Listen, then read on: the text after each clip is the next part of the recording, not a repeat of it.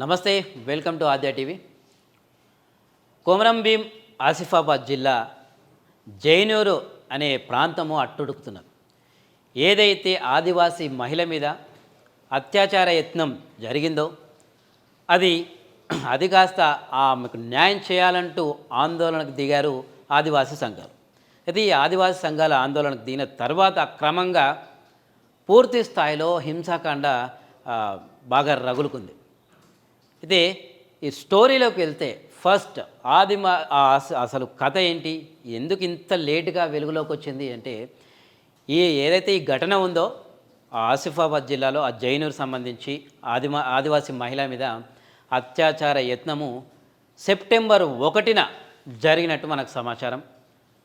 ఆమె ఏదైతే తన గ్రామానికి సోయంగూడ దిక్కు వెళ్తుంటే ఒక ఆటో డ్రైవరు ఎక్కించుకొని ఒక నిర్మానుష్య ప్రాంతానికి తీసుకెళ్ళి అత్యాచార యత్నం చేశాడు ఆ షేక్ మగ్దూమ్ అనే నిందితుడు.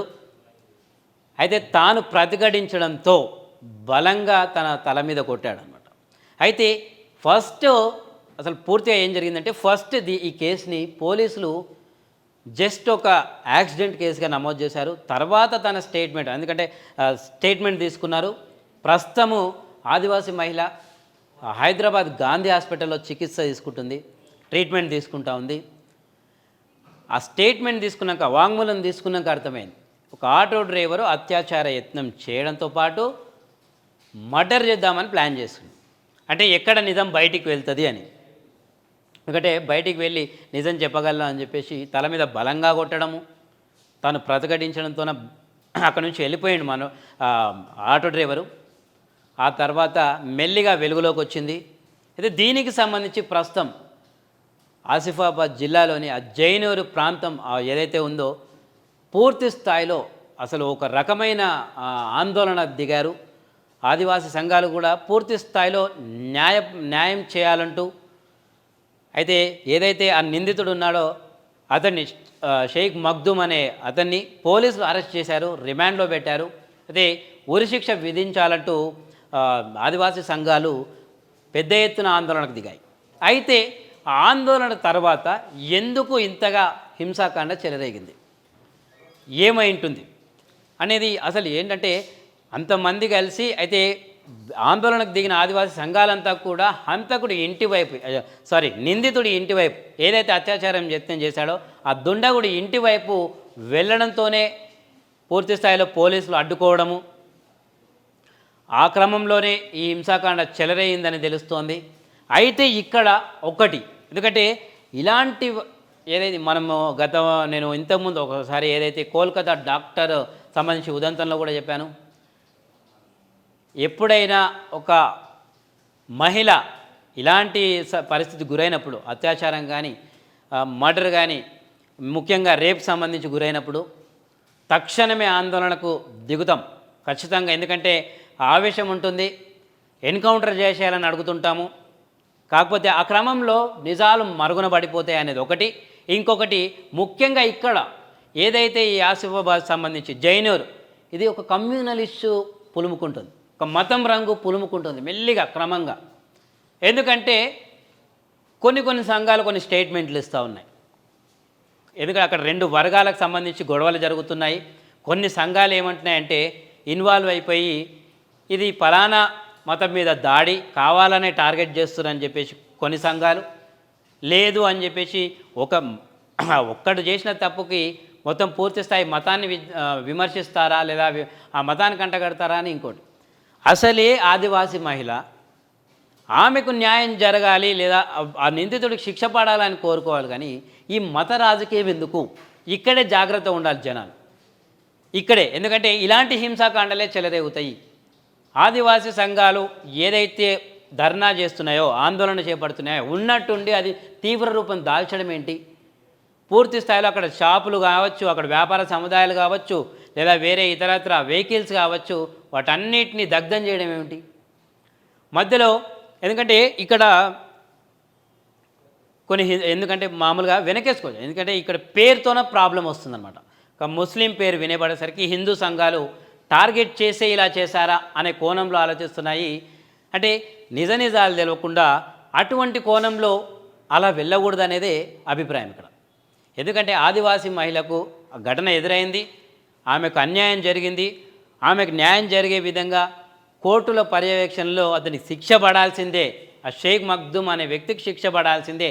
దీనివల్ల ఏంటంటే ఏదైతే ఉన్న వాతావరణం కాస్త హింసగా మారిపోతుంది, హింసాకాండ చెలరేగుతాయి. ఇట్లనే ఎందుకు ఈ కమ్యూనలైజ్ ఇష్యూ చేస్తున్నారు? ఇప్పుడు భారీ స్థాయిలో దీని మీద చర్చ జరుగుతుంది, పెద్ద ఎత్తున చర్చ జరుగుతుంది. ఎందుకంటే సాక్షాత్ ఇట్లా మన హోంశాఖ సహాయ మంత్రి బండి సంజయ్ రెస్పాండ్ అయి ఉన్నారు. అయితే ఇక్కడ ఆయన రెస్పాండ్ కావడం తప్పు పట్టట్లేదు, అలాగే హిందూ సంఘాలు ఏదైతే స్టేట్మెంట్ ఇవ్వడంలో తప్పు పట్టట్లేదు. ఖచ్చితంగా ఆదివాసీ మహిళకు న్యాయం జరగాల్సిందే, ఆ మగ్దుమ్ అనే వ్యక్తికి శిక్ష పడాల్సిందే. కానీ ఎందుకు మతం రంగు పులుముతున్నారు? ఇక్కడ మతం రంగు పులమడం వల్ల ఆ హింస అనేది బార్డర్స్ దాటిపోతుంది, ఆ ఏరియాను దాటిపోతుంది, వేరే వేరే విధంగా అది సంతరించుకుంటుంది, కమ్యూనలైజ్ అయిపోయి, పోలరైజ్ అయిపోయి, పొలిటికల్ అస్త్రంగా మారిపోయి. ఎందుకంటే ఒక శాంతియుతంగా ఉన్న వాతావరణం కాస్త చెడిపోతుంది అనేదే ఇక్కడ బాధ. ఎందుకంటే సేమ్ అదే హిందూ సంఘాలు కావచ్చు, లేకపోతే బీజేపీ నాయకులు కావచ్చు, ఎవరైనా సరే, అటు అక్బరుద్దీన్ లాంటి వాళ్ళు, ఎంఐఎం వాళ్ళు కూడా వాళ్ళు ఇచ్చే స్టేట్మెంట్ వాళ్ళు ఇస్తున్నారు. ఈ రెండు వర్గాలకు సంబంధించి ఎక్కడ మతం అనే పేరు వస్తుంది, ఎక్కడ ఏం చేయాలి అన్నట్టు చూస్తుంటారు. రెండు మతాలకు సంబంధించి, లేకపోతే రెండు పార్టీలకు సంబంధించి కొన్ని మనం బాగా తీక్షణంగా గమనిస్తే.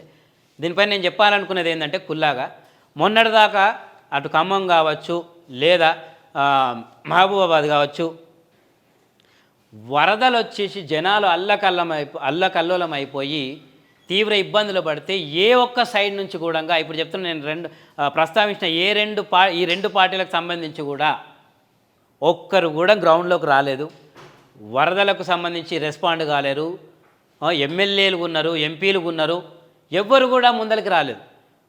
ఇప్పుడు వచ్చి ఓకే, ఇప్పుడు న్యాయమే రావడం. ఎందుకంటే ఆసిఫాబాద్ జిల్లా ఆ జిల్లాకు సంబంధించి ఆదివాసీ మహిళకు కాబట్టి ముక్త ఖండంతోన ఖండించాల్సిందే. కానీ ఇర్రెస్పెక్టివ్ ఆఫ్ రిలీజియన్ని తీసుకురాకండి, మతాన్ని తీసుకురాకండి. షేక్ మగ్దుమ్ కావచ్చు, లేదంటే రాకేషో కావచ్చు, ఇంకేదైనా కావచ్చు, ఏ పేరైనా కావచ్చు, పేరుతోనే సంబంధం లేదు, ఇక్కడ వ్యక్తితోనే సంబంధం అన్నట్టు చూడండి. ఆ వ్యక్తిని నిందిద్దాం, ఆ వ్యక్తిని శిక్షిద్దాం అంటే మనం కూడా కాదు, మనం శిక్షిద్దామంటే మనం కూడా కాదు. మీరు రెస్పాండ్ అయ్యి మనం ప్రొటెస్ట్ చేస్తే ఏదైతే పోలీస్ అధికారులు కావచ్చు, లేదంటే న్యాయపరంగా కోర్టులు కావచ్చు, తక్షణమే రెస్పాండ్ అయ్యే విధంగా మనం ఆందోళన చేయాలి. అంతేగాని ఇటు వర్గం కొట్టుకొని చచ్చిపోయేటట్టు కాదు, ఇటు వర్గం వేలెత్తి చూపెట్టేటట్టు కాదు. అటు ఇంకోటి ఈ ఇష్యూ మీద డైరెక్టు మళ్ళీ సోషల్ మీడియాలో ఇంకొక రచ్చ. ముఖ్యంగా సోషల్ మీడియా ఇటువంటి టైంలో, లేకపోతే ఈ సెన్సిటివ్ విషయాలలో ఎప్పుడైతే మత ప్రాతిపదికన నేరాలను కావచ్చు, క్రైమ్ని కావచ్చు బేరీజ్ చేయకండి. అసలు మత ప్రాతిపదికన క్రైమ్ని బ్యాలెన్స్ చేయకండి, వెయిట్ చేయకూడదు. దీనివల్ల సోషల్ మీడియాలో సగం ఫేక్ న్యూస్లు పోతాయి. ఆ తర్వాత నిజం అనుకొని అటు ఉన్న చుట్టుపక్కలంతా కూడా ఆ ఫ్రెండ్లీ వాతావరణం అంతా చెడిపోతుంది, ఆ ఈకోసిస్టమ్ అంతా మారిపోతుంది. దయచేసి దీని మతం కోణం చూడకండి. ఏదైతే ఆదివాసీ మహిళ ఉందో ఆమెకు ఈ ప్రభుత్వం కూడా న్యాయం చేయాలి సత్వరంగా. సీతక్క చెప్పింది, ఏదైతే కాంగ్రెస్ సంబంధించి సీతక్క చెప్పింది కదా, తక్షణమే ఎటు జాప్యం లేకుండా మేము చూసుకుంటాము, న్యాయం జరిగేలాగా చూసుకుంటాము, యాజ్ సూన్ యాజ్ పాసిబుల్ జరగాల్సిందే.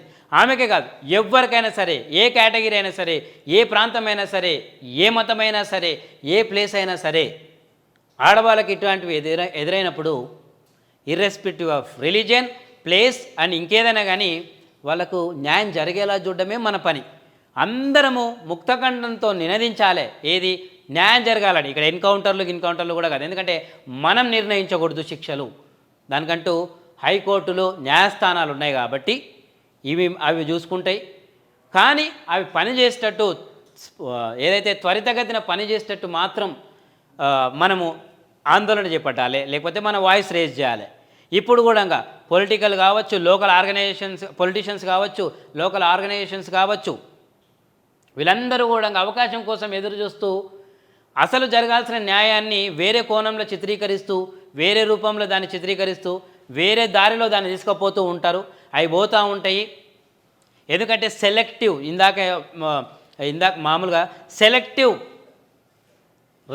సెలెక్టివ్ ప్రొటెస్ట్ అనేది కూడా ఈ మధ్య కొత్త ట్రెండ్ అయిపోయింది. దాన్ని ఎక్కువ శాతం మనము పట్టించుకోకుండా ఉండాలి అంటే అందరూ సమానంగానే న్యాయం పొందాలి. శిక్ష చేసిన వాళ్ళు అందరూ ఏదైతే తప్పు చేసిన అందరికీ కూడా శిక్ష పడేటట్టు చేయాలి. ఇప్పుడు ఏదైతే ఇక మనం చివరిగా ఒక మాట, ఆసిఫాబాద్ ఏదైతే ఆ ఘటన ఉందో అది తీవ్ర బాధాకరం. మరొకసారి ఇలా అత్యాచారాలు చేయాలన్నా, అత్యాయత్నం చేయాలన్నా భయపడే విధంగా చట్టాలు మరింత బలోపేతం కావాలి. ఆ బలోపేతము ప్లస్ చట్టాలు అంత పకడ్బందీగా పనిచేయడానికి మనందరి సహకారం కూడా ఉండాలి. ఏదైతే అటు సోషల్ మీడియా కావచ్చు, లేకపోతే ప్రధాన మీడియా కావచ్చు, డిజిటల్ మీడియా కావచ్చు, ఏదైనా సరే ఏది తప్పో అదే బయట పెట్టాలి. ఏది తప్పో, ఎవరు చేసిరో తప్పు, దాని తప్పొప్పు లేదనేది ఆ కోణంలోనే పోవాలి తప్ప ఇతర ఏ డైవర్షన్ కోణంలో మాత్రం వెళ్ళకూడదు. వెళ్ళము అని అనుకుంటున్నాను. Thank you.